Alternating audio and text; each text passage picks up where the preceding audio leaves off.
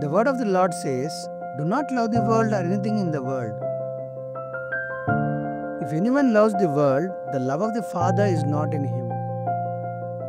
For everything in the world, the cravings of sinful man, the lust of his eyes, and the boasting of what he has, and thus comes not from the Father, but from the world.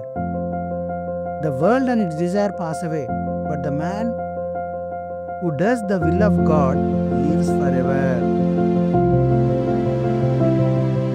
ఈ లోకంనైనయు లోకంలో ఉన్న వాటినైనయు ప్రేమింపకుడి. ఎవడైనను లోకంను ప్రేమించిన ఎడల దేవుని ప్రేమ వానిలో ఉండదు. ఎందుకంటే లోకంలో ఉన్నదంతయు అనగా శరీరాశయు, నేత్రాశయు, జీవపు డంబమును దేవుని వలన పుట్టినవి కావు. అవి లోక సంబంధం అయినవి.